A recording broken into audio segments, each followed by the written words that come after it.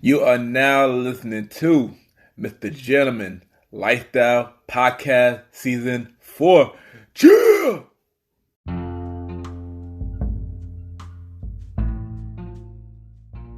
Welcome back, everybody. Welcome back. And at this time, on episode 5 of the MrGentleman Lifestyle Podcast TV, we have our special guest. Y'all already know he is a pretty much family to the MrGentleman Lifestyle Podcast brand already. He do the wrestling prediction with me. He also a host of the Premier Way podcast. He my brother, my business partner. A YPG. He got a business called Shop by Sands, and he got a new project he go to talk about today. We got the bro, Mr. Aaron Sands, on the show. Mr. Aaron Sands, welcome to the show, man. I'm already late for all this shit real quick. You know what I'm saying? I get out of the pregnant pause real quick. But what's going on with y'all? What's going on, world? You already know this is Aaron Sands out here, Mr. YPG himself, Mr. Aaron Sands, you host 1/4 host of the Premier Boy podcast, wrestling connoisseur, Mr. Still Your Girl, if you let him. All that good shit. What's going on, Ken? Yes. How you been, bro? Welcome to the show. Welcome. We all know he's pretty much a familiar face to the show. Well, familiar voice to the show. This time we got the face to match. Yeah. Yeah, I usually don't do this face shit, honestly. I usually don't. There's usually like comments. And if you watch the Premier Boy podcast, which is coming back season 2 sometime in February. Yes. If you watch that, like, there's times that I will show my face, and there's times where I'm like, nah, fuck out of here. No face, no case, Sam. You know what I'm saying? Yeah. So when it comes down to that, it's like it depends on what I'm in the mood for at the time we're shooting. Yes, that's facts. So for me, I'm like, all right, today is the virtual thing. We're doing this for YouTube TV, So I might as well, pop out real quick, see what's going on. Yeah, so let's do this, bro. Let them know that where are you from? Well, originally I'm from Brooklyn. Shout out to Fort Greene. We out here all day, every day. Right now I'm residing in Poughkeepsie. Trying to stay safe from the virus and everything. And I just like the peace and quiet. I like the noise. Me coming from the city, I like the noise, but I just don't like it at my doorstep. You know what I'm saying? So that's where I'm at right now. Shout out to all my Poughkeepsie followers. You already know what it is. You already know the vibes. But yeah, that's where I'm at with it. Speaking of the virus, like how had the pandemic been for you? Let's start with that. Well, if you're talking about the pandemic, it put me out of my main job for about like 7 months. It really sat me down, and it changed a lot of how I seen certain things. You know what I'm saying? How I seen relationships, how I seen how we get money, how we grind. You know what I'm saying? I always tell people when it came down to promoting, which is what we were doing prior to pandemic. And that shit was just completely shut out from under us. It was tough. So we had to do certain things to still, keep our name out there and keep things moving. That way, even if we decided to come back or not, we knew that, you couldn't not see us. Facts. It's like you can't see us. You sleep, we're here. Literally, we're here now. So that was a big thing. In terms of relationship wise, me personally, and Ken, this more than anybody. I'm kind of a wild fucking dude. Put it out there, but the problem with that was it strained my relationship. If we could get candid here, can we do that here on this version of the different than the regular show. Yeah. I don't mind. All right, cool. I almost lost my relationship in the pandemic. You know what I'm saying? Because it was a sense of me having to look at myself and have to sit there and reflect on myself. I was home most of the time. My girl, she was at work.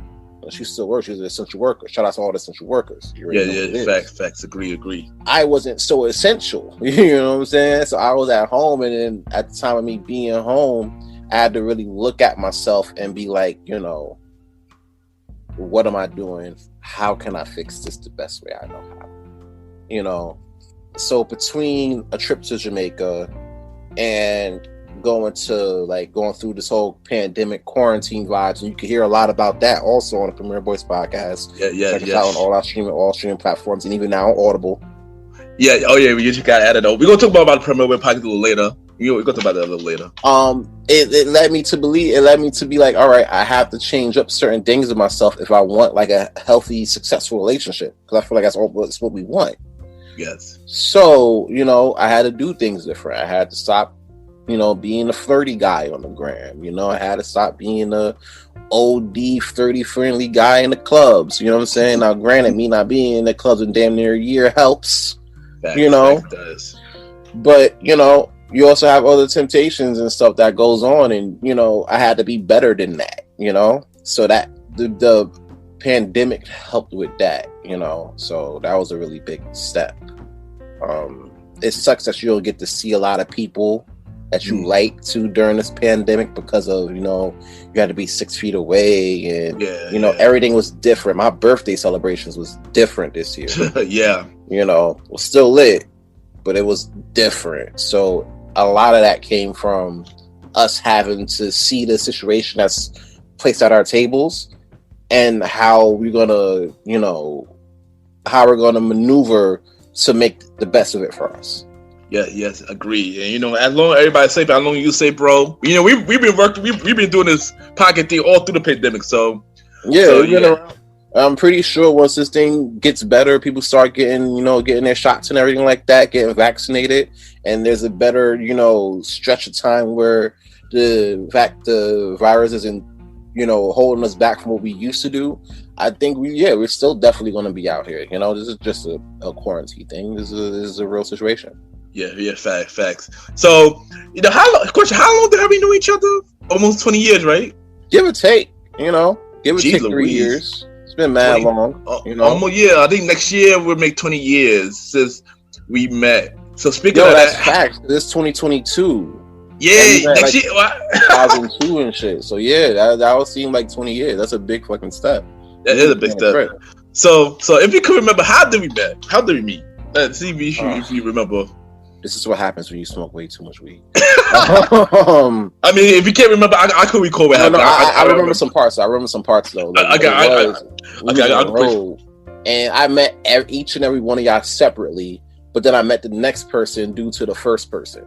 Facts. At the time, and I ain't afraid to talk about this because it's part of where I'm at now. You know what I'm saying? Like, I kind of was a little bit of a punk back in high school. You feel me? Like, I wasn't really like the stand up for yourself, you know what I'm saying, type guy. You know what I'm saying? Like, I was a little bit of a pushover. You know what I'm saying? When we're talking about friends, the first person I met out of the trifecta was Germs. It's funny because you're not the only one. It's funny because I met Germ first too. That's the funny thing. Oddly enough, we go continue. We go. I can honestly say because you met him first, and then I met him first. You know what I'm saying? He was pretty much the conduit between all of us meeting because you all met him. Yeah, it plays a pivotal role in that. So I met him in the living environment, and at the time, bringing back to my whole punk situation, people kept throwing paper balls at me. You know what I'm saying? And I got tired, kept throwing it back at him. Right? Germ's seen this, and he'll tell you the story too. He started throwing paper balls at me, and he told me he did because he thought it was, quote, the cool thing to do because he seen everybody else do it. And I was like, yo, you ain't shit, my nigga. Fuck out of here. You know what I'm saying? But we became cool after that. We chopped it up for a little bit. We worked on a project, living environment. Chopped it up and became cool. What I didn't know is he also had government class with me too. Yeah. And that's when I met you, because we all had government class. Government class together, yeah. So that was the thing. And I was like, all right, this guy's cool. We got to work in groups of 4. Lee was there too. Shout out to Lee, wherever you at. Oh, word, fact, Lee, man. And we just sat there. We was like, all right, bet I was going to sit with y'all because I know you from earlier, but you see my 8. And I guess I'll just get to know the rest of y'all, and then we'll see where it's hitting for. So we did, and then we hit lunch because lunch was after government at the time. And what happened was we all played Crazy 8s, and you like eating cake. It was, and I'm not mad about it. It's just how it went down. I know people the same story. You know, Jern was in my lab environment class. At first, when on the second day of school, I met Jern. He with me. He was making really not funny jokes, but I laughed just because I didn't know anything. So I laughed, and then me and Jern became cool after that. But then they transferred Jern out. I guess they put him in your class, and then Ali they transferred me out of whatever class I was in and put me in the government class. It was crazy how all that came full circle. And then we went to lunch, and then he seen you, and I'm like, you know what? He just said, let's sit right here and talk to my dad, like cool, and then that's how we being friends, and that's crazy how all of that came together, all because of germs. You know, that's crazy. So it's like, you know, you're in the lunchroom or whatever, and you're like, all right, it's like in the movies where you don't know where you can sit. You know what I'm saying? You're trying to figure out where you can sit in the lunchroom or whatever like that. Like for me, you know, I was sitting with people that unbeknownst to me, or I didn't care to figure out at the time, they wasn't really fucking with me so hard. You know what I'm saying? Facts. I was like, damn, yo, so where am I gonna find, you know, am I supposed to be finding friends in the lunchroom, or should I just be focusing on my school shit and just doing what I gotta do from there? You know what I'm saying? Yeah. Just trash, whatever.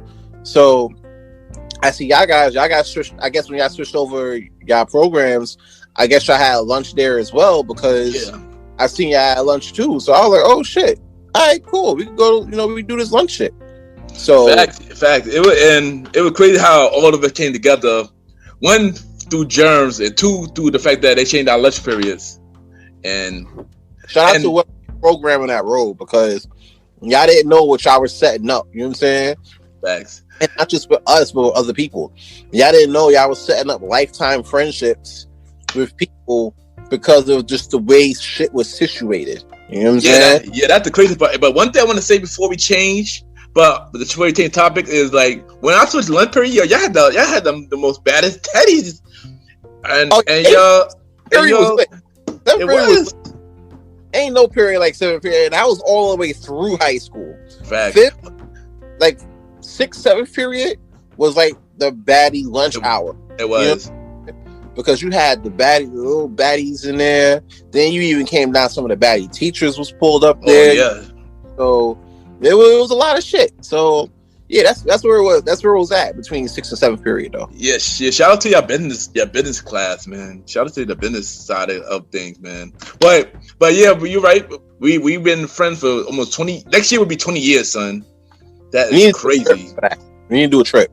Honestly, I agree. So me and you and Johnson, I agree.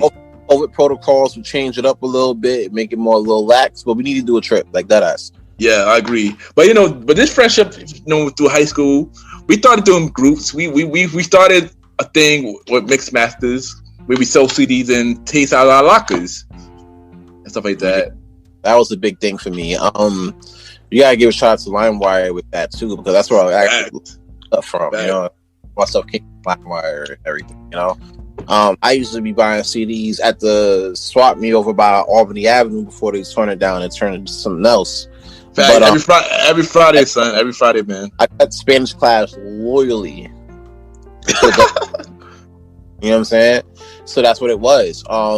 When it came down to it, when I was doing that, I was like, all right, maybe I can make some of these shits myself. You know, it wouldn't be that hard. So that's what I did. I started making different types of tracks. I made old school CDs. I made up-to-date CDs. I made reggae CDs, soca CDs. Basically anything that could get people dancing and shit. It got to the point where they were asking me for my CD player because they knew what I was listening to. Facts, yeah, I remember that. I remember that. And me, I was the oddboard out. I was creating cassette tapes. And luckily enough, people was buying those too. So okay. So I made a little start on the cassette tapes. I know I try to be the odd man out, but people still loving it. I mean, yeah, by that time we were getting MP3s. Like my shit happened. Yeah. You know what I'm saying? So I had to keep that in mind. At that point, everybody was doing the CD players and stuff. I knew I got into fights just for my CD player because of that shit. How bad it was. So I was like, fuck it. I think I paid for it. That's and crazy. It was, So that was a big thing for us. That really, like I said before, in high school, everybody want to be known for something. Yeah. If you were the funny dude, the smart dude, the hallway dude, shit like that. You want to be known for something. So I figured that was a what at that time. I was like, that was the way. Yeah, and then a year later, we created something called Blaze of Glory. You know, how did we come up with that? How did you come up with that Blaze of Glory, man? Shout out to Pharrell and them to come up with the track that did it. You know, Fact. Blaze of Glory. Neptune present the clone. That was my first CD I brought, by the way, too. I ain't gonna hold you though. That and Quicksilver were names I will never use now. Nah, me either. But it was like it was names that if I put it on a piece of paper, that shit sounded fire. You know what I'm saying? It was hot back then. It was hot back then. And the crazy part about it, and I was telling my girls the other night, I was like, "Yo, you were like called Blaze of Glory back then, right?" I was the only one who was.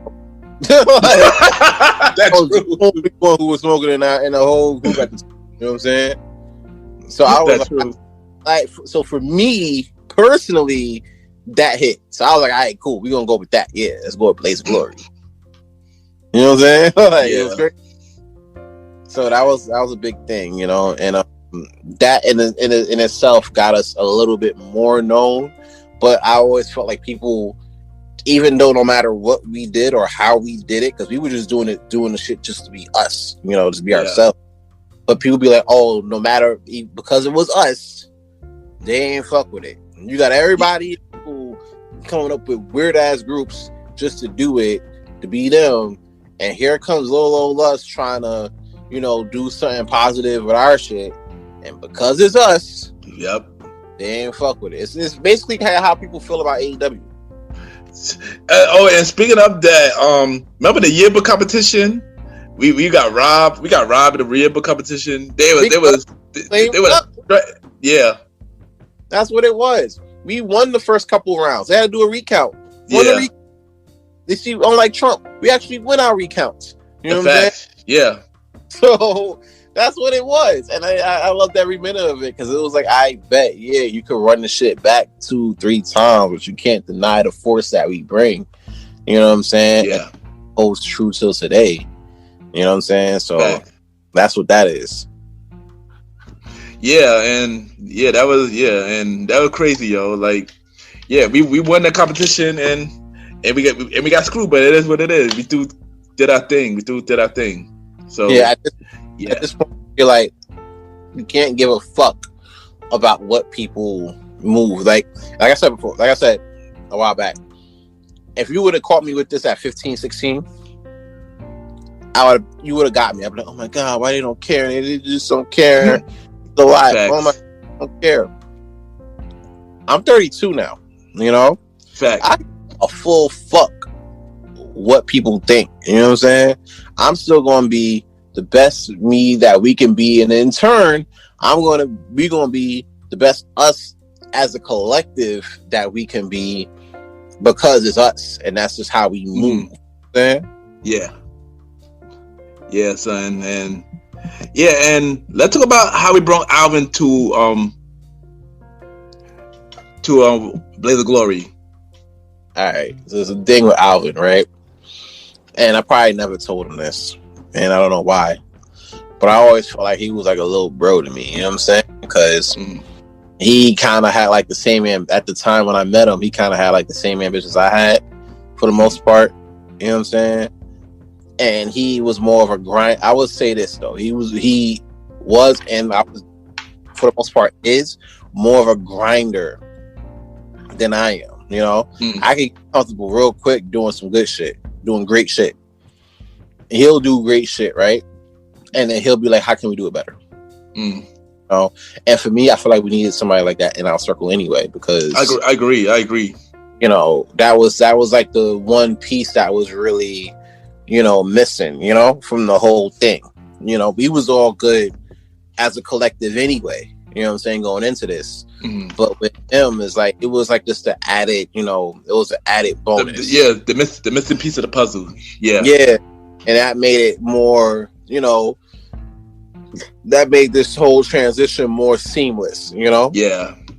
So when it came to that, it started from us doing music with that, him doing music and working with him on music and everything like that, to even him joining the same business classes that I was in, you know what I'm saying? Doing big things like that. You know, so I really like, you know, when I looked at him, I was like, I bet, you know, he's doing his thing, but you know, I felt like he was like a younger me. You know what I'm saying? Because he was, you know, the way he was moving, that's what I was doing at that same place. We was on the same path. Mm-hmm. Yeah, and he would keep killing it. But also, you know, as we added him, we was on a mixtape for Robeson. Yeah, we don't have to talk about that too much. But then thought, I was on the mixtape for Robeson. I was doing my own. Y'all did that shit. I was like, all right, that's cool. Y'all didn't kick me off the mixtape, but you know, management at the time, they kicked me off the mixtape. Honestly, I told a girl to ride, you know, do a split on a dick. You know what I'm saying? Basically telling girls to do what they're basically doing now. You know what I'm saying? You take a split on the dick. But apparently you can't put that on the school mixtape. Okay, you can. I got deleted, right? Telling the girl to do a split on a dick. Yeah. But of course, as time went on, we started evolving, so we changed our whole brand to the Blaze Up Click. And how you feel about that? How you feel about that transition? I was so hype about that transition because I was still smoking at the time. So I feel like that shit still fits. Hey, we lit. Hey, we lit. It's the Blaze Up Click. You know what I'm saying? Like shit like that. So that put us more. I was like, all right, bet we're getting out the whole Blaze of Glory phase. You know, we a group. You know, more like a clique. Yeah. So you're talking about Blaze of Glory. We're gonna keep that name. We're still those guys, but it's a different type of vibe. So that was. Yeah, and so we started adding people. We added a dude called Righty Rod, aka DJ Retro. He wasn't DJ Retro yet, but we added Righty Rod to the team, and that's your brother. He's not my brother, but he did somebody who always looked up to me for a very, very long time, son. And kind of sounds like a brother. I guess. Like if I had a brother, like he'll be probably looking up to me. You know what I'm saying? Matter of fact, I got people that is older than me that looks up to me. Don't know why. I don't understand that either, son. I don't understand that either, son. That's just foolishness. It's crazy. Like, all right, good luck. Cheers. You know, we did it. But yes, bro, it's okay because you know. Sure, bro. Yeah, I mean, I don't know stuff he's doing now. He used to be hungrier back in the day, but stuff he's doing now, I don't understand it. We're gonna get more to that later. But you taught him that too? I heard the podcast. Yeah, I was there. Yeah, I was there. We go to hey, like that's what we doing. Oh, all right. We're gonna talk about that. We're gonna talk about that when we get to the premiere podcast. But yeah, and we started branding. We started adding more people, but we started getting, we were hitting streets. We started hitting the streets and stuff like that. We were killing it, you know. But the one thing that got to me that we were not making music. People were asking, "Where was the music? Where was the music?" And I feel like they were asking you, "Where was the music? Where was music?" They were asking us, "Where was the turn up?" You know what I'm saying? When are we turning up? When we hitting 42nd? When we having a blaze up night? You know what I'm saying? Like, yeah. I got more of that. So when you told me about, where is the music? I'm like, I don't know, but I know we turning up for Saturday. Like, what you trying? Are we meeting at your house or Germ's house or what? What we doing? You know? Yeah. And you know, and at the time, some people felt some way behind that. They thought that I was being a dictator when I was just trying to get to what the main point of the team in the first place. You know. And I understand. Like, here's the thing. Looking back at the situation, right? And that mindset, I could understand why people were saying you were being a dictator, you know? Because nobody was hearing the same things you were hearing. You know what I'm saying? Everybody was just hearing about turning up. Me included. So I'm like, I'm talking about turning up. We just a turn up squad. You know what I'm saying? But nobody was really thinking about the music like that because we were just so busy doing other shit. You know? So on one end, you might sound like a dictator because, you know, we trying to turn up and you over here talking about music. Like, what are you doing? You know what I'm saying? Yeah, you know, it was me, myself, and Mally Mel. Me, Roddy, and Redman. We wanted to work on the music. And you got the other side, like Germs, Ty, you know, Taheem, all them boys. You know what I'm saying? Like, they was, you know, you trying to turn up. Now, me, I don't mind turning up, but I want to do music too. You know what I'm saying? So we could both. We could hit the studio, knock out a track or two, and then go turn up afterwards. You know what I'm saying? And I didn't mind that. But the thing about it, all we were doing was turning up. That's the thing. At the time, all we were doing was turning up with no music. A lot of turning up. I ain't gonna. Yeah, we didn't do music until 2010.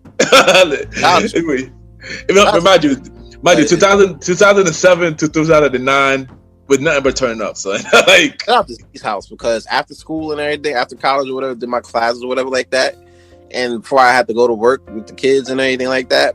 Between that, I do classes, shoot right over to Z's house. We just chilling. Facts. Facts. And so I go to work. Fact, and for all of that, we should have started being promoters early. Instead of, I could agree to that, because here it is, like the fact that we were turning up, and then we were having people asking when the next time we turning up in the city, next time we throwing a bash, or we threw house parties in Roddy's basement. And we will get to that. We will get to that.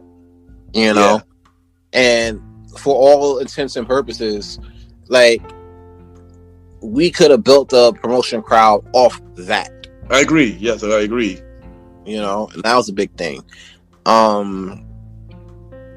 will say, at least for my purposes, honestly, I did a lot more turning up between 2007 and 2010. Deadass. I did a lot more turning up then than I should have been doing, Yeah. Big thing. Yeah. But, all turn up wasn't so bad. 2009, we started the Bashment. Which was slowly transitioned from what we were doing, You were slowly getting into the promoter phase with that shit. And what it was that it was like, all right, we're going to do the Bashment just to throw a party, you know what I'm saying, and see what it's hitting for. Yeah, just because we really think about being promoters yet, but it was just, I just want to throw a party. But the thing was, the turnout was so crazy. Yeah. It made it look like, all right, maybe we should. But even then, we didn't really take OD serious like that, honestly. Yeah. It got to the point, like, we was just doing, like, a lot of shit free food, free drinks. Basically, yeah. We had a little bar situation. That shit was killed in, like, an hour. And that's bad. And the bad thing about it was we were serving drinks to people who were under 21. Because at the time, everybody was not 21 at the time with first Bashment. I can't comment on anything like that in an effort to myself. So I'm not going to comment on who drank what at what event. All I know was I was there and I had a good time, but I'm not saying who served who or what, nor will be responsible of who got drunk or who ran down the block yelling fuck. You're not gonna DJ Flat this situation. You ain't gonna have me incriminate myself on and then locked up for some shit that happened down in 2007.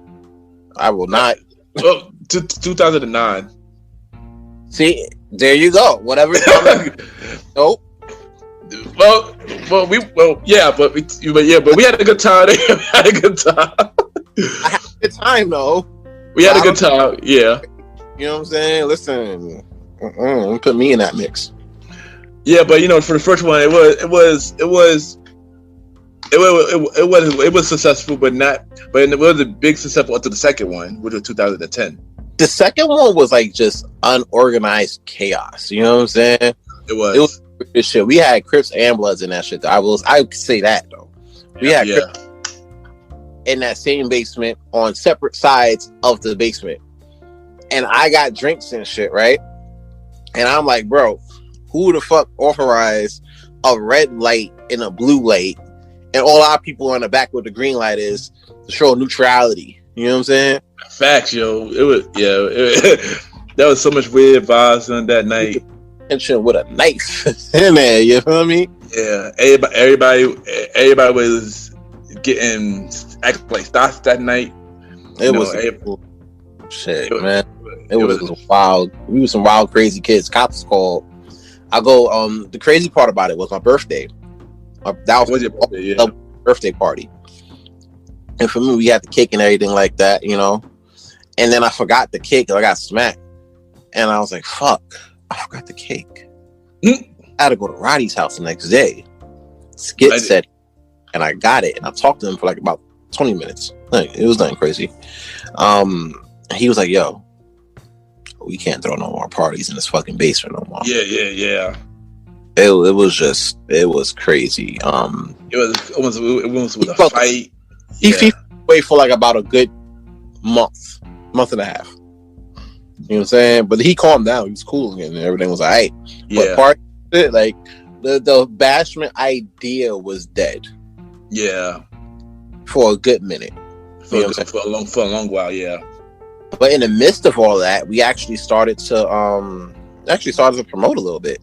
Well, a little before that, we released the Teddy Overload, and then they got played on many stations and stuff like that. About the same year, on the same year. 7 and 105, we definitely got played there. You know, I know that for a fact. That was a big thing, you know, because you know that was the track. If we had any track, that was the track that we were going to put out for that would be our ace in the verses. Yeah, but our last like 7 minutes. You know what I'm saying? Pretty much, yeah. But that would be it. That would be the first track. You know what I'm saying? Yeah. So that was a big thing for us. Yeah, even to this day, people do talk about that song, son. Yeah, man, it's a big thing. I don't like, and it's weird because it's like me personally. I'm like, all right, you know what I'm saying? We gonna be doing like 18 different things now. And you're here still talking about Teddy Overload. Facts, right? Don't know why, but you know, that's just what it is, and I appreciate it. You know, it is what it is. But you know, yeah, I mean, people still appreciate the song. Shockingly enough, I guess, for a time. And the thing about how it was created was funny though. I just want to bring this short story real quick. How it was created was funny when us three, you, me, and Jerm was in Eastern Parkway. We were walking, chilling. Jerm randomly rapping. Well, you also got to think about it like this though too. That Eastern Parkway situation, you got like the Sundays. You got Eastern Parkway Sundays. And what it was that you had a lot of baddies. A lot of baddies, man. Parkway Sundays. And still, if you throw Eastern Parkway Sundays, you'll still get like the same yield of baddies. But for us at that time, it was just a lot. You know? Yeah. Like, a lot. So it came down to it. I'm looking at the situation. I'm like, yo, this is a Teddy Overload. You know what I'm saying? Back then, we called baddies Teddies. I don't know how you flipped it now, but facts, right? We could call them Teddies. Oh, yo, all these little bad Teddies out here. Teddy Overload and shit. It's a fucking Teddy Overload. There's a lot of them. Facts. It really was, though. So, Jerm started rapping, and I'm mocking myself. And honestly, the chorus came, I was just mocking myself in the way it sounded. I'm like, oh my God, it's Teddy Overload. Teddy. Like, Teddy Overload. Teddy Overload. So I did that. Right? And Jerms was just rapping. They used spitting bars until we got to your house. Yeah. And that's a pretty decent walk for the most part when you're talking, you know, from Eastern Parkway to your crib. You know what I'm saying? So it is a little bit of a walk. So there was a lot of bars spit. It was. George just went in for no reason. He just went in. I'm beatboxing. My voice was hurting by the time we got back to my block. But after like a night or two later, we were like, we should, you know, record that. Yeah, we should record that. Record it and then do the tape. You know what I'm saying? Put it on the tape or whatever. Yeah. So we got to we actually did just that, but it's actually two different versions of said song. Yeah, it was two versions of Teddy Overload. You know, so Jerms had his version and everything like that, but there was something that went on, and I might got the story wrong on this one, but Alvin and Jerms was going through their little tiff. You know, they were going back. Yeah. They had a secret beef. They had a secret beef, I guess you could say. And for me, I'm like, wait a minute, you know, why are we beefing? Like, what the hell is going on? You know what I'm saying? And Jerms got upset. And he left. Yeah. He was in the studio recording Teddy Overload his verse. I guess Alvin was getting on his nerves, and out of nowhere he just got pissed off and left the studio. He was like, "That's it. I went to go get him or whatever, you know, to see what was going on with him." And then next thing you know, he's like, "Nah, like, you know, like he wanted to do the verse or whatever." So I was like, "Yeah, Alvin took it. Alvin went in the studio after Jerm left. He went in the studio like a savage and did that verse." took the whole fucking verse. You know what I'm saying? And I'm like, Yeah. all right. And the crazy thing about it was he killed the verse. Yeah, he did kill the verse, man. So that was the one we ran with going forward, and that's the one that everybody now knows and listens to. Yeah, and you hear me, like I said, hear it on 107, hear it on Power 105, hear it on college stations. It was a lot. Yeah, we performing a couple of shows, and yeah, even though that year we only came out with one song, we Mr. Sands produced many songs, and that was my thing. I feel like we left a lot of that on the table. Yeah, you know, and that was like kind of an iffy thing. We left a lot of that stuff on the table, and what happened with it was that I could say I did like about 50 to 60 beats or whatever, right? Yeah, he did. And I know we left about 45 of them on the table. Yeah, we did. And we had a mixtape of just my shit, just like my beats, but everybody was on it. Like we could have did that type of time, you know? We could have, yeah. We could have, yo, like, because I want to say, like, oh, my bad, could you, son? That was a big thing. We could have did that, you know, and my issue with it was the fact that we kind of started going into other ventures. Yeah. And started to slow up on the music shit. Yeah. You know, it just kind of left a lot of that there, you know. But the good thing about it was that how I put this, I was still making beats, like even to today, still making beats, you know. But it's not something that it's not something that is like it's not like a situation where you be like, oh, you make side hustles. Like nowadays, we treat our hobbies as side hustles. Facts. We're trying to make more than what we are. You know what I'm saying? But there's other things you could do just to enjoy it. You know? Yeah. And that's one of the things I do. I make beats because I just enjoy it. I don't put it out there for public consumption. But you know, it's just something, you know, I keep in my back pocket. You know, something I do. Yeah, but I just want to say a few things. You know, shout out to DJ Caution for Teddy Overload for making the beat for Teddy Overload. Mm-hmm. He an amazing DJ. He kill it. Made producer, kill it. Also, Mr. Sands, yo, I feel like he would be before his time making beats. I remember when he first made his first beat, man, and it was dope. But each beat, he just improved. You already know my favorite beat was Sunshine, man. That beat was fire, man. Yeah, I started making beats. I was like 6 minutes long, and I didn't know why. I was trying to. My idea was this, right? I'll give you guys a beat, right? And I can tell you 5 things that's wrong with it before you even, like, off first listen. I can tell you 5 things that's wrong with it. All right. Yeah. And I'll be like, all right, fuck it. We're just gonna put it together on the next one. So I already knew what I didn't want on the next beat, and I just kind of put next beat on the next one, even though both of those beats are completely different from each other. Yeah. You know? So it's like, it's weird. But it's weird for somebody listening on the outside, but for me, it's like, all right, I'm going to improve on this. Even though it's different, I know what I don't want. Mm-hmm. You know what I'm saying? So for me, I'm like, all right, that's how I felt like every beat got progressively better. And I didn't really realize it until all after the fact when I stopped doing music. You know what I'm saying? I stopped doing music for like public consumption. You know what I'm saying? So, excuse me. That was one of my biggest things. If you're talking about Sunshine, at that point of me making beats, I wanted to tell a story without saying a word. Yeah, I figured that. I definitely figured that, yo. And that beat was amazing. Like I said, one thing I regret about doing when it comes to the music, it was not putting out enough songs, go to the studio and put out enough songs. The crazy shit about it is, I got beats today that, like, with the exception of like 1 or 2 people, nobody's heard. Oh wow, nobody's heard it. Because I do it for like just for me, just for me to be like, all right, I'm okay. Especially like with this past year, me going through a lot that I went through. I went back to the thing that brought me comfort before, and that was the music. Started making beats again and trying to figure out what I wanted to do with them. Yeah, and funny thing, I do write songs. I never stopped writing songs. So yeah, who knows what's gonna happen with that? But But as we slip away from the music, we started getting to this is where Ken, aka Mr. Gentleman, and Mr. Aaron Sands were officially born. When we started doing the parties and started going to parties and go to the clubs and we created RPG.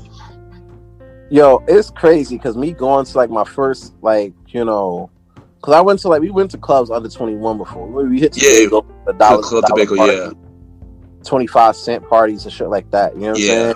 We had you get drinks for the whole team and shit. You know what I'm saying? Like, facts, yeah. Cause I was the only one 21 at the time. Yeah, so it was like, all right, fuck it. You gonna get the drinks for everybody. You know what I'm saying? And that's what the vibe was. So when I got to like my first 21 and over spot, I was like, yo, this shit gonna be lit. And it was, because I see everybody getting like the 7-day, 7-night picks, right? Yeah. And I got my first 7-day, 7-night pick at my first event. I started doing, you know what I'm saying? Met up with shorties at not my first event. Started making out in sections of my first spot I was at was like lit as hell. So I kind of like, for me, like I kind of started building that situation up for myself on day one of this whole venue.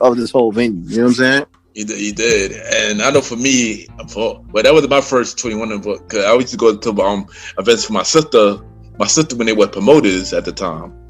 Mm-hmm. And I didn't. The first event when you went to, I fell asleep in the club. I seen that. It was a lot. It was like, you watching the shit, right? Yeah. You watch back. It's like, all right, I gotta put it. It's like, wow, like we really did all this shit. You know what I'm saying? For real, right? Like looking back, it's crazy stuff. You know what I'm saying? Like we turned up like a lot. Like we did. So that was a really big thing. And it made us become promoters because it's like, all right, we can enjoy this. We can get back the crowd that we had when we were doing the bash, when we were just doing music, and then do that, Fact. So I can tell the story about the promoters situation. We were party going for like a very long time, from September 2009 until 2000, like I believe 2011. We were party goers. So we met this one promoter day, NYC Compton. He hit me up. He know that we would go to the spots a lot, go to spots supporting them. One day he hit me up and said, "Yo, Ken, I want to give you the opportunity to be a promoter." I like, "Alright, cool. I don't mind being a promoter as long as I bring my brother with me. That way I brought Mr. Sands with me, and I can't do this by myself. So as long as I bring Mr. Sands with me to be a promoter as with me." Mm-hmm. And thing, like, I appreciated that part because I was like, all right, cool. We could actually make something out of this. You know what I'm saying? Because one of the big things that we were doing, we were trying to sit there and play off the mindset of actually, being promoters and stuff coming from me doing music. Yeah. So that was the stage that we were trying to get into. I was like, all right, bet we could still make this into something. Yeah. And it wasn't easy. It wasn't easy because nightlife is completely different. But we were young boys. We were young boys. We were young boys in the nightlife promoter game, son. Not that young, but young as in experience and young as just our mindset was it. We was really green in that. You know what I'm saying? Like we were trying to turn up because even though we were promoters, we were still just trying to turn up. We didn't understand the science of this shit until way later. Way later. Yeah, we were turn up boy. We were turn up boy. We do have that turn up mentality from Blaze Up Click. Yeah. Into the promoters like that, and it started rubbing a lot of people the wrong way because the way we were handling ourselves. We were handling ourselves as businessmen. We were handling ourselves as turn up boys. Yeah, and that was the thing. Like, you can't go into a venue, right, and start picking up bitches, right? Facts. And that you're still going to do business. You can't. First of all, you can't show up to the spot smacked, right? Yeah. That's true. And then catch a 2 for 1 by 12 o'clock. Pick up a shorty at 2 o'clock. Like literally pick her up and put her on your shoulders at 2 o'clock. You know what I'm saying? And then break a table at 30, and then expect to do business and handle payouts at 3:30, 3:45. Yeah. After all the wild shit we just did. Yeah, and we did a lot of that. We did a lot more turn up and less business at that time. Yeah, especially during, I would say, for the most part, and I can be honest with this, the whole time we was undercomp doing these. Yeah, that's true. That's definitely true. we And the weird part about it was, if we wasn't successful in doing all this turn up, that would be one thing. Yeah, but we was turning up and doing all this crazy shit, and it's still being consistently successful. Yeah, that's the thing. Yeah, like as many times they wanted to get rid of us, they're like, "Oh, we can't get rid of them." They killing it right now. They're killing it. Yeah, they hated that because it would have gave them the satisfaction to get rid of us. But Facts. Then kept running up the score on them. We kept getting up tables. I can tell you a funny story real quick since I got you here. A birthday party was fucking lit to the point where I had about like 30, 35 people. I remember that. Yeah, I remember that day. You know what I'm saying? Now, what it was, or what I didn't really realize, that was kind of like a, for them, right? All like, if without the whole situation, yeah, it would have been a slow night. Yeah, but I had a gang of people coming through for the birthday, and at the same time, I booked this while I was smacked. I booked the party bus. Oh yeah. Trying to put all this shit together and still look regal as fuck for my birthday. You know what I'm saying? Like, you say what you want. I could say this with confidence. I could throw up in my own section, fuck the whole party up, leave out of there, and then still get paid the next week for that party, and still get a bottle for that week, because even though we were doing wild annoying shit, we were still putting up numbers. Yeah, remember my birthday too. I was smacked for them the whole night. There were mad people that had birthdays as well. And yeah, that was we killed it. We killed it those days, man. Still killed, and that's the thing. Like, that's why I felt like. Granted, I felt like at that point, right, we was getting the best of both worlds. Yeah, we was, man. Turning up, but yeah, we was also getting money. You know what I'm saying? Yeah. So when shit went left, and when Octagon closed. And that's when they were like, all right, well, fuck it. We gonna do something different. Y'all gonna go my way. Y'all gonna go do something. Y'all gotta go do something different. Yeah. Cause we not taking. This was their chance to look like, yo, this was their chance to say, yo, we're not taking them with us to where we going. Nah, like what? Nah. I can honestly say this is, if Octagon was open for maybe like a year or two, just one more year or two, we still would have been on the billing. Ain't no fucking way. I agree. I think either way, they were going to get rid of us either way. Yeah, it was one thing, and it was one thing or another. You know what I'm saying? Yeah. Now we would have did or what have you. You know, one way or another, it would have went left. You know what I'm saying? Yeah. So around that time we shopping for new spots. We were at 760 for like 3 weeks until we figure out our next plan. Yeah, because I was like, here's the thing with 760, and I tell you about this, kid, and I felt like, at first, like looking back, hindsight 2020, most of the Octagon crowd was there. We could have off the 760 crowd way more than we would have capitalized off the Taj crowd. Yeah. But at the same time, we're getting older, you know what I'm saying? Yeah. Trying to steer away from the turn up guys and it being fucking promoters. Yeah. So that was a really big thing for us. You was like, I bet do you wanna grow up and get this real money? Facts. Or do you wanna still be the turn up guys? And that's crossroads for us. Yeah, and to be honest, a lot of people did not like our decision at all. A lot of people did not like our decision. To this day. Even to this day. Well, they like it now because the fact that things closed and it meant us doing our spots, but a lot of people didn't like our decision that we chose to go to a different route when we went to do Taj. And that was the thing. Not to cut you off, but that was the thing, because it took away from what we were known to do, which we were known to be the turn up guys. That's the thing with people. You know, they get used to seeing one side of you. That's all that they're used to because, you know what I'm saying? That's all you've shown them. So now you put this new persona on them. They're like, what the fuck is this? This is not Turn Up Ken. This ain't Mr. Your Girl Sands. This is some other shit. I'm not used to it. Exactly. I'm not oh, word? They don't play reggae like that in this spot? Oh, hell no. I'm out. You know? Yeah. Yeah, we lost a lot of crowds when we went to Taj. We lost a lot of crowd when we went to Taj. Now, this next shout out goes to everybody that still rode with us from Octagon to Taj. Yeah, Oscar and Rebel. Oscar and Rebel to Taj, yeah. Like I give a shout out to them because they was with us through both phases. Yeah, we was turning up in Octagon. Yeah, we was turning up in Rebel. But at the same time, when we got to Taj, it was more business because it was less us being under another promoter to figure it out. Yeah. And of us representing us. And then exactly. We got to look at it like this. We got to look at it like, all right, granted, we was like that under one brand, but now we're trying to build our brand. Our brand to, you know, do we really want our brand to be represented like that?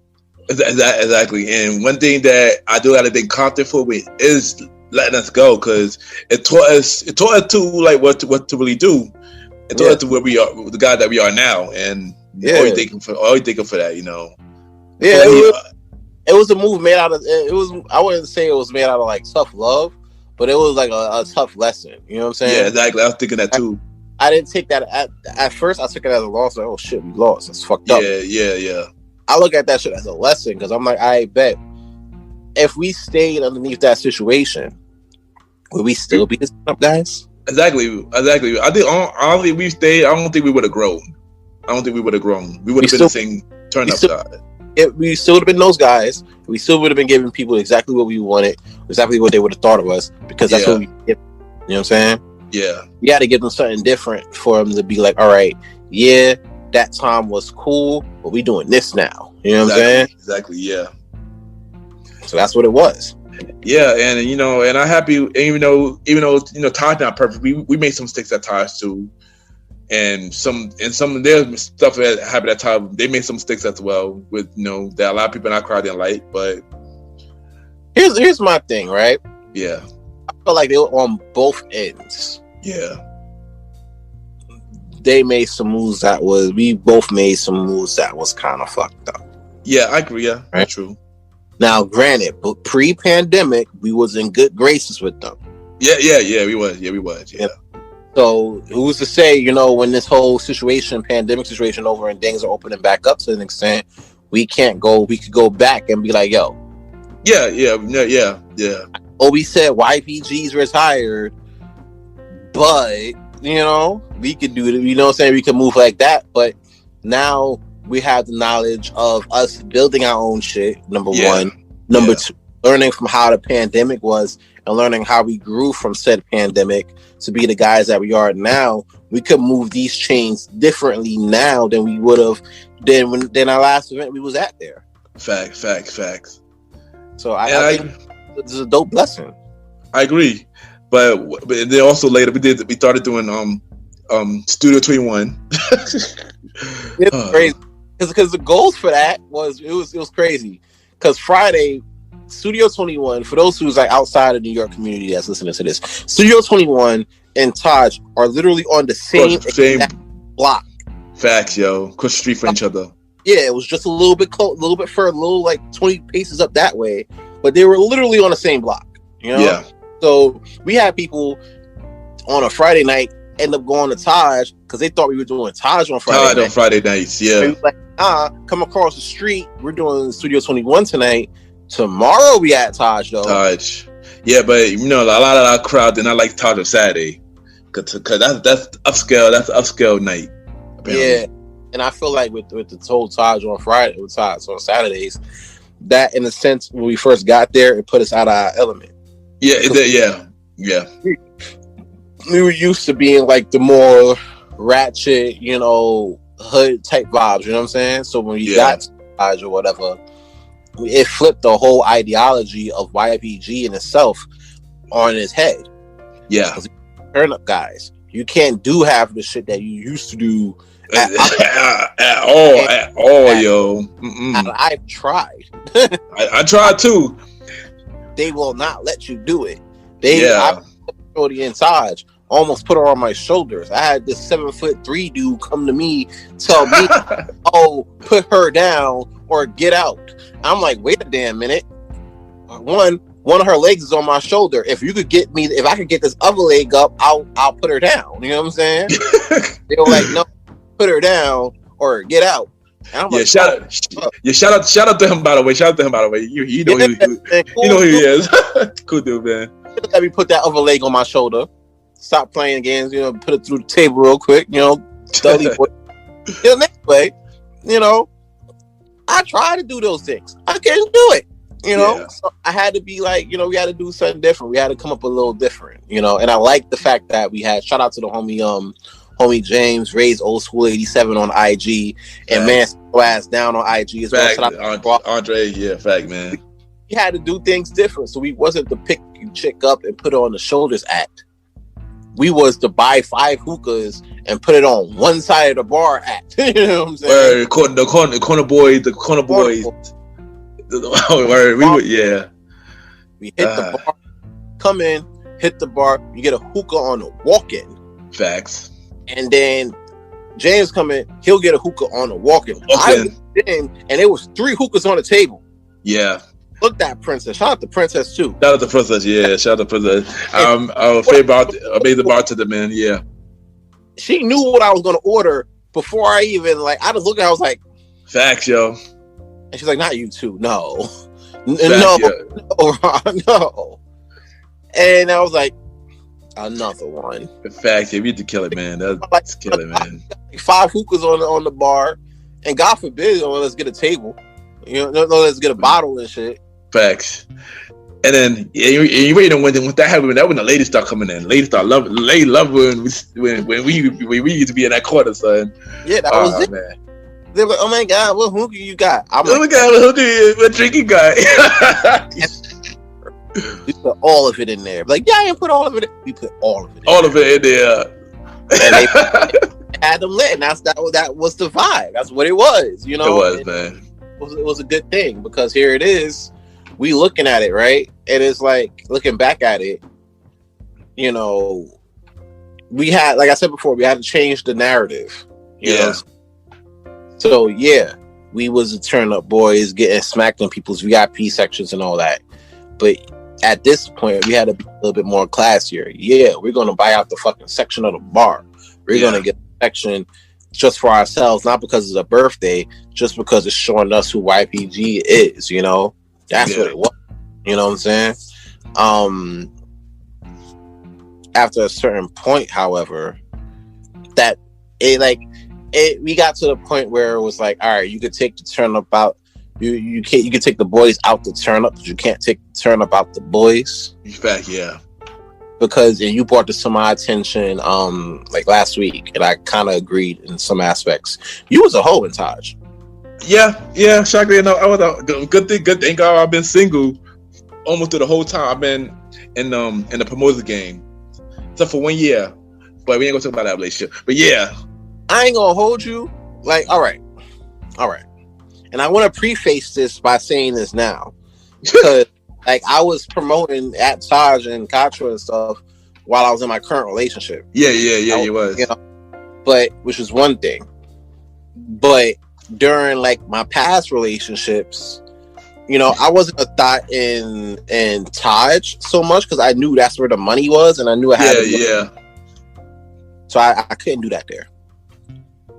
But Katra, that was another fucking story on the walk-in. Yeah, Katra was on the walk-in. I'm like, bro, I didn't even say what up to my bro yet. You know what I'm saying? Funny story. I'm in Katra, right? I pull up to Katra kind of late as shit, because I used to live 10 minutes away. You know what I'm saying? And I pull up, I see Kid, I'm like, yo, shit, they go, Kid, what up? And before I get to him, 3-4 ladies on my body. I'm like, what the fuck? tonight? You know what I'm saying? I don't know, but it's lit. So we sitting there chilling or whatever. I'm like, yo, kid, what's good? Look who I got. I got me some ladies. It was lit. I didn't realize, right? And I can talk about this now because the statute of limitations up. We ain't together no more. Fuck it. Girl at the time was pulling up to the spot. I was like, now I gotta look wild. I gotta look wild and available and shit in a short amount of time. You know? So I'm like, all right, yo, I got Ken. You're here. Okay, good. Raymond's on the way, but he'll probably get here before her. He has to take 2 of these girls, or I'm fucked. You know what I'm saying? So he came through, took 2 of them girls. You took 2 of the other girls. I was at the bar chilling. When he comes through, everything's all peach and keen.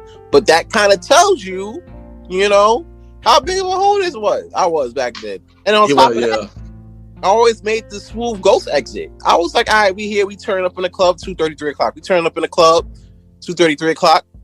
20 minutes later, I'm ghost. Yeah, that's true. Can't hit me yet. And then, oh, yo, where you at? I'm like, bro, I'm in my bed. All right. Home. I am in my bed. I'll see you tomorrow, though. But I had to get out of there.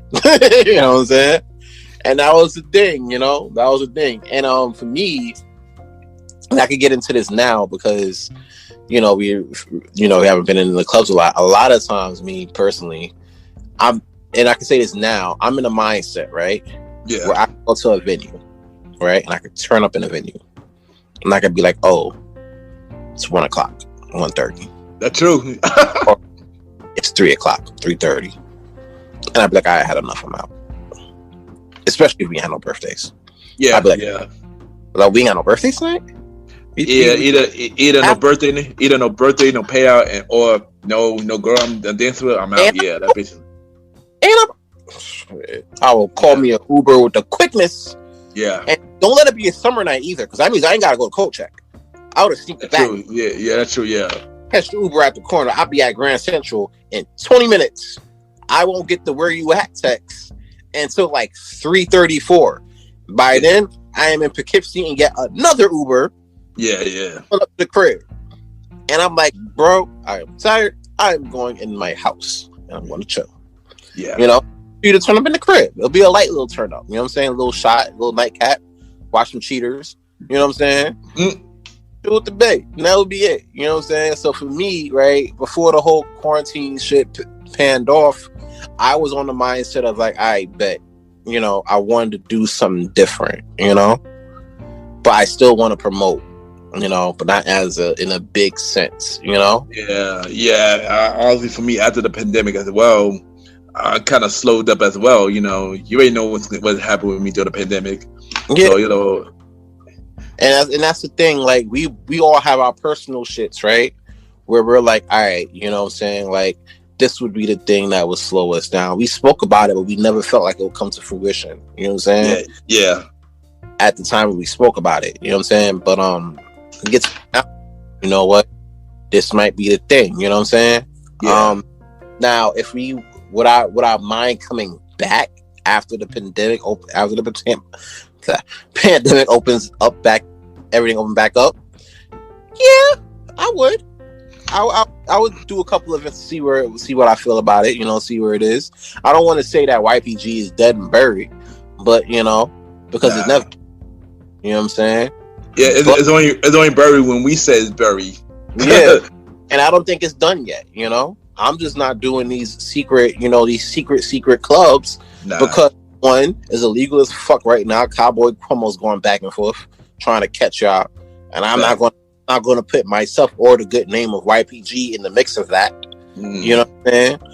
Or, you know, I want us to do this. If we're going to come back, we're going to come back the right way. You know exactly. We're going to come back. We're going to come back. It's going to be just as big as we was before we left. You know? I agree. And promoters watching this shit right now, just because we not out here, we not in Atlanta trying to catch COVID, you know what I'm saying? We're not in Miami trying to catch COVID, you know, or we're not in these fucking backwater parties in Brooklyn. We did those in 2008. It was called The Bashment. You're welcome. You know what I'm saying? Just because we ain't doing that doesn't mean we dead. We ain't retired. We just sitting idly by waiting for that time when shit open back up. So will we. So I mean, for me, I know I mentioned on the Premier Boy Podcast, but we're gonna get to that in a few. That I retired from the promoters game, and I'm gonna say this now. I'm through here. And I'm not sure if I go do full time like I did back in the day, like I did before the pandemic. But I'm through here. I ain't left yet. I ain't left yet. Because here's the thing, you know, saying like that's what I talk about with growth. Like, you know, there's certain situations that's gonna end up helping you grow. You know what I'm saying? Yeah. Like there's certain like with the whole, like with my whole, like the relationship now I'm in, you know, it's like a big thing. There's certain big moves that I'm making, you know. So for me, I could sit there and do this shit every week, you know, but I want to come home to my shorty and chill on weekends. You know what I'm saying? Like I want to do that. You know what I'm saying? But at the same time, I do want to go out and get this bread because we were getting bread before the. You know what I'm saying? Yeah, we were getting good bread too. So that's my money. That was my thing. That was my thing. So either or, you know, I'll go back. You know, I don't mind going back, but I still, you know what I'm saying? I still got to keep in mind of the people that I care about and the stuff I want to build. Yeah, I agree, son. I agree. And when that time is right, when that time is time to come back, we be back. But I want to touch on a little bit something. You do got your own little business. You know, talk about Shot by Sands. All right, so I know we discussed this on like one of the first episodes of the MrGentleman podcast. But Shot by Sands is basically my event photography situation where I would go to different events. I could shoot your events, I could shoot your birthday, your wedding, your kid's birthday, you know, your shoot your funerals, you know what I'm saying? Things like that. I do all of that. You know what I'm saying? It started off with me just taking good pictures for our friends on their phones, you know, and that was a kind of a big thing for me. So I wanted to figure out how can I get into the situation where I'm not just promoting, but I'm also doing, you know, photography in the clubs. Shout out to the homie Rich God that helped put me on to a few events at the time, you know, before like pre-pandemic.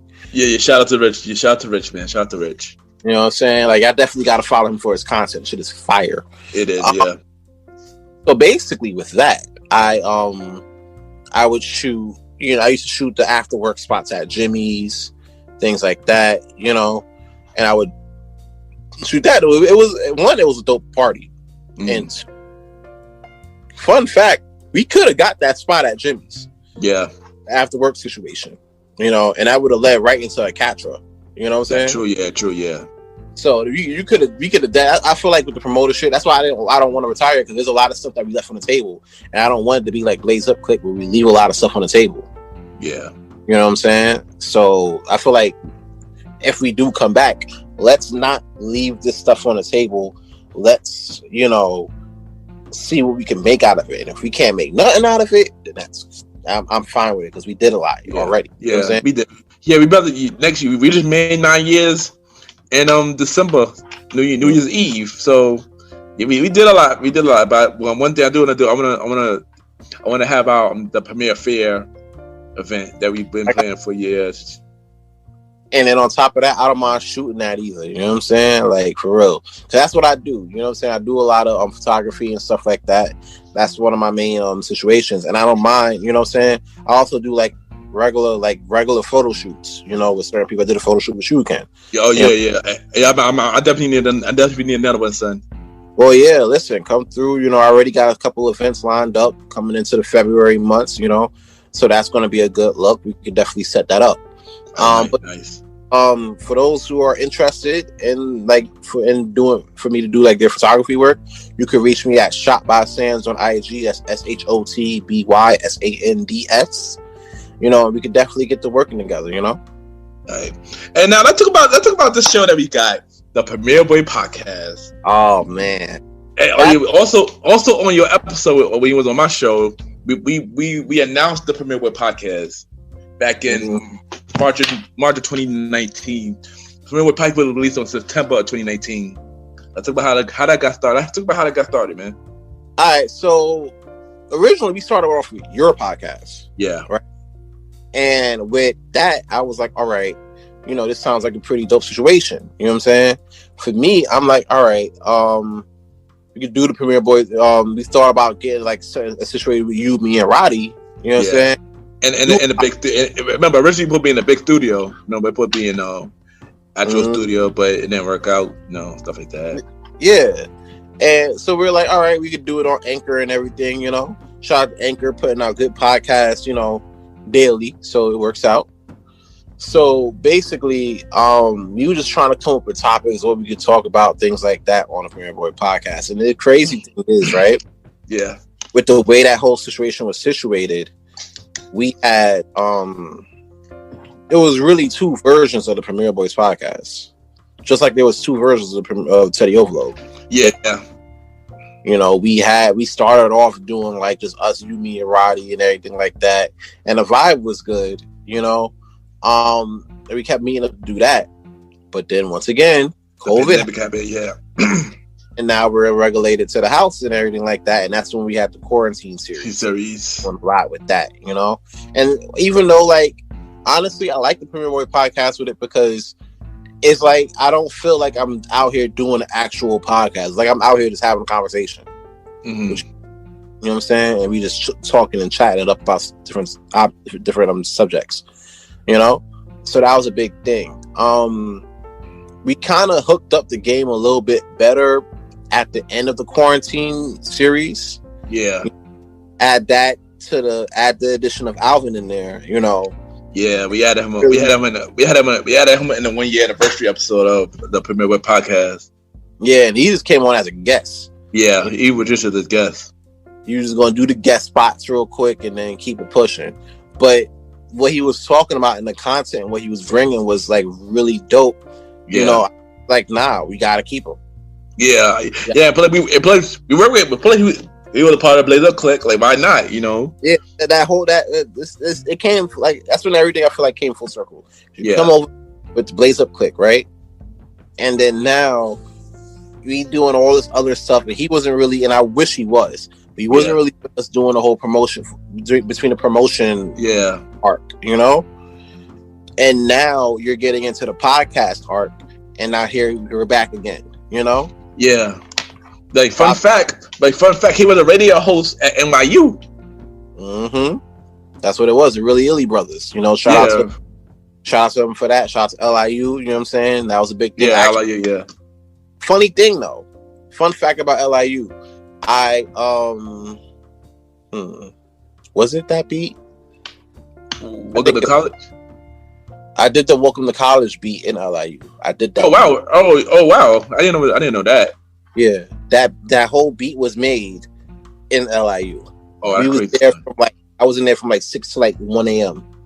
and LIU making that beat.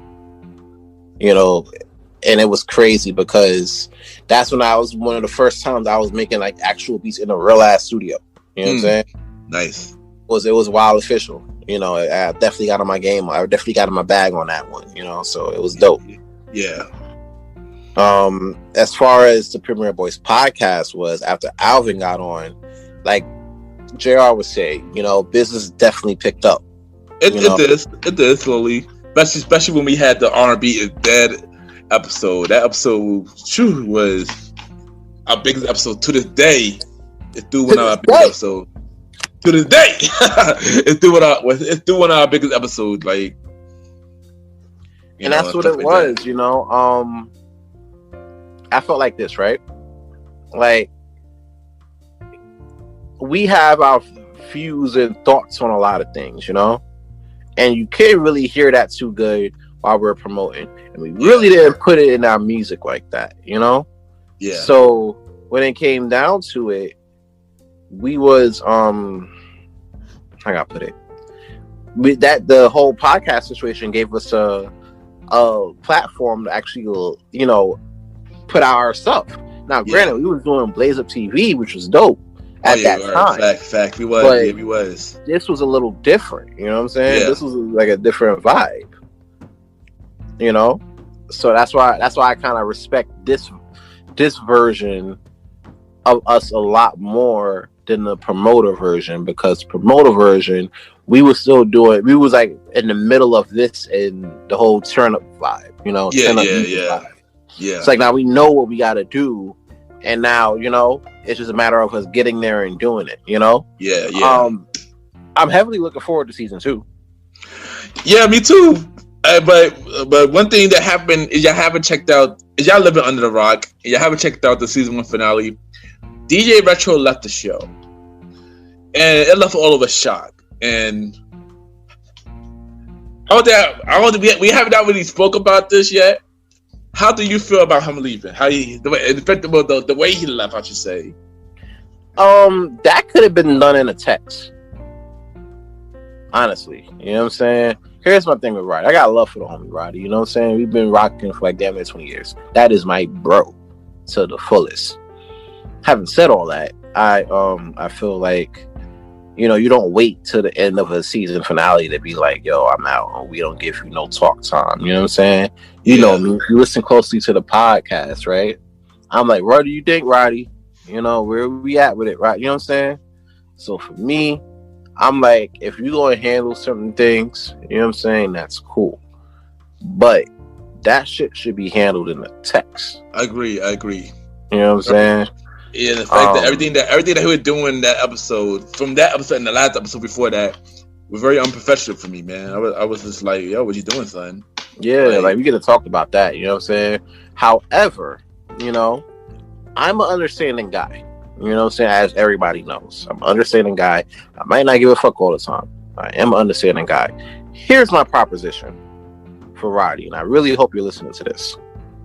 And we're going to get into this right now anyway, because, it's just me. Yeah. But before we get to the, even though Roddy is through working with me for a little bit on the old school show, even though I try to bring it up to him, like, yo, why you left the show? Like, I don't want to talk about that. Let's just do this and then I'm out. I'm like, oh, like, he gotta do it. Okay, Roddy. I'm like, wow. Like, wow, Roddy. Oh, He just gone savage, man. He just hopefully that's crazy, bro. This is why we're gonna announce this here. Season 2, February 11th. New day, Wednesdays. Every Wednesday now. February 11th. Premier Boy Podcast Season 2 starts. You already know we back with it. Also, we are looking for a host for Season 2 to replace Roddy. You get a host. We need somebody that's energetic, that you will be able to jump out the page with us, and actually, contribute to this journey that we're on called the Premier Boys Podcast. Yeah, and also, Miss Mademoiselle, you want to come back to the show, if you want a job as a full-time host, let me know. We got an opening. We got an opening. But before we go overboard, you say you got a proposition for her. Okay. So during this quarantine, specifically during this whole Premier Boys Podcast Season 1, Season 2 break, one thing I actually wanted to get into was doing my own podcast. Right? Nice. So I'm announcing right here on MrGentleman Lifestyle Podcast TV that Kink Talk with Aaron Sands is coming soon.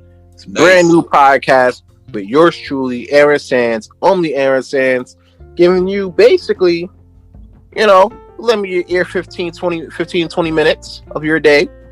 I'll give you my thoughts on today's current topics, popular topics, current events, things like that. I'll give you my 2 cents on that.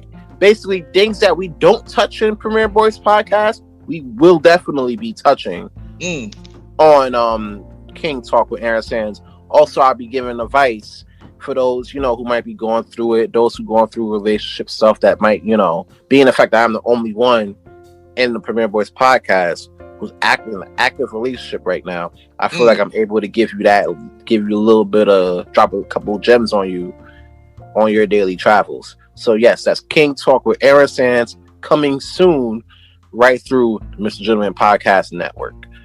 But before I get into that, I do want to pose a proposition for the boy Roddy. I know you've been feeling away. And I'm not even talking to you right now. Okay, I'm looking right in the camera, talking to Roddy. I know you've been feeling away about this. You know what I'm saying? About that abrupt departure from the Premier Boys Podcast.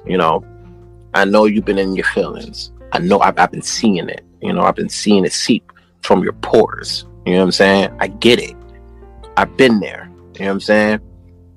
Me, what I'm willing to do, I'm willing to give you a I'm going to be willing to give you not a platform, but an opportunity to tell us what the hell was that at the end of season 1. You know what I'm saying? So for the first episode of the King Talk with Aaron Sands, I'm willing to open my platform up for you to come on and speak out. Why'd you leave us like that, man? What's going on? You know, what was the reasons? You know, we could talk about it as bros. This ain't gonna be a regular interview. It's just gonna be a conversation, one-on-one, you and me. We could talk about it. You know, I extend that invitation, and I'll extend it up until the premiere of King Talk with Aaron Sands. So it's up to the balls in your court. You already know how you reach me. You know, we could talk about it on text, or we could talk about it on the platform. You know, so I really would love to. I really would love to have you on this show, man, so we could sit down and discuss this. Then maybe we could come to terms. You know. Jeez, man. Yeah. I hear it here first. Mr. Aaron Sands presents King Talk podcast. New podcast coming real soon. DJ Retro, he invites you on the show, man. You better answer back. Calling you out. He calling you out, man. I by the way, I'm an executive producer of King Talk, so I got the got the honor to helping him with the show. And y'all won't see my camera. Y'all won't see my camera, but I can't wait for the show to drop. I'm looking forward to it. And man, we're gonna have real conversations, man. Like everybody I feel like this, right? Everybody want to get interviewed, right? But nobody wants to have a conversation, especially right now when we're so divisive. Nobody always wants to have to sit down and have that conversation and be like, well, listen, this is what it is. What can we do to get, you know what I'm saying? Nobody want to have that sit down and just talk. I'm willing to have to sit down, you know. Are you? Well, yo, Retro, hit him up. But yo, before we go, we're gonna play us. Quick thing though. You said something on Facebook that rubbed me the wrong way. Wait, what I said? I was on Facebook chilling, smoking, minding my business, right?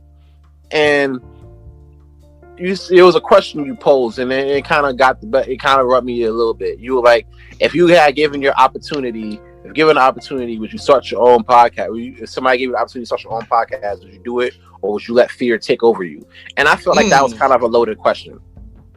I feel like that was a loaded question. You know what I'm saying? I feel like, granted, with the podcast situation, and I'm dealing with this now because I'm starting my own. It's not much more about the fear, you know. It's more the preparation. You know, if you do a podcast, eventually you'll get people who hear you and hear you out on said podcast, right? Yeah. But nobody really understands the method it takes to prepare and set up for just the first episode. Trust me, son. 2 years ago, as of this Wednesday, the 2-year anniversary of MrGentleman podcast is this Wednesday.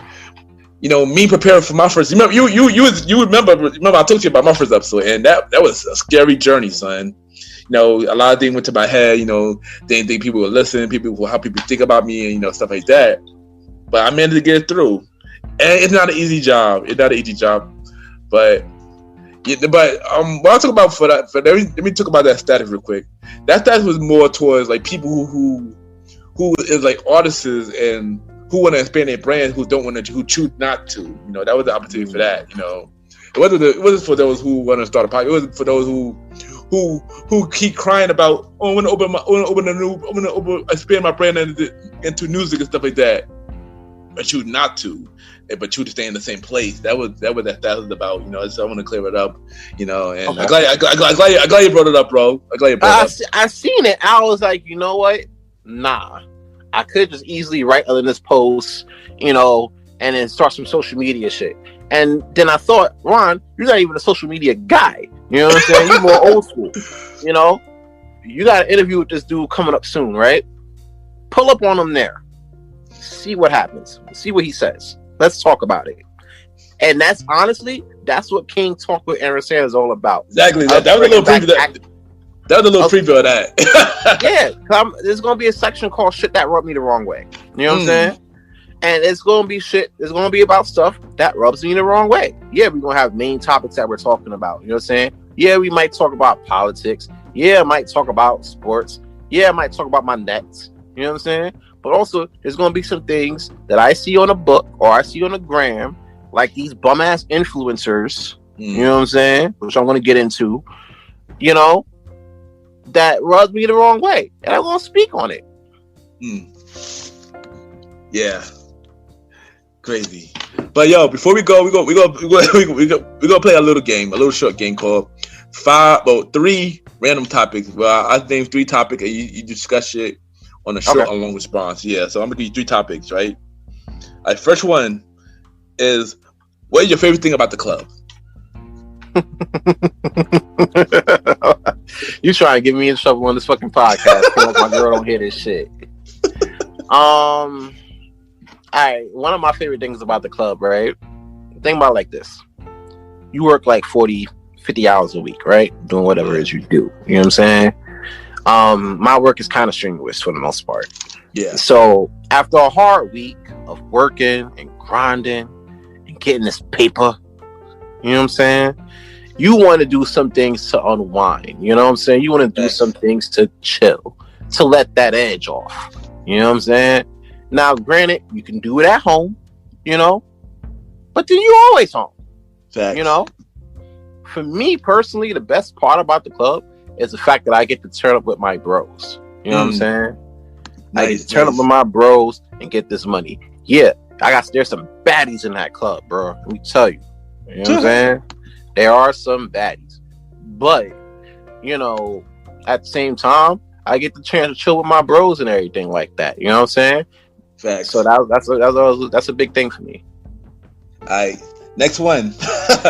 Donald Trump. Fuck that nigga. Deuces. Nah, bro. Nah. Like, that ass, though. Like, I hate... Alright. I'm not just as mad... I'm not mad about Donald Trump as I'm mad about his followers. Now, if you would have said Donald Trump followers, I would have had a story for that. But Donald Trump as a man and as himself, as y'all president, fuck that nigga. He can suck a dick. You know what I'm saying? Straight up and down. Alright. And last one, give me one word of why people should listen to the Premier Boy podcast. Aaron Sands, what? See this? Come on. But honestly, I can't just give you one word. I give you one statement. We touch on topics that most podcasters don't. We say things that most podcasters won't. Yes, it's the truth. A lot of people love to skirt around the truth. Yep. You know what I'm saying? We between the combination of you, me, Alvin, and whoever the fuck gonna be on season 2. You know what I'm saying?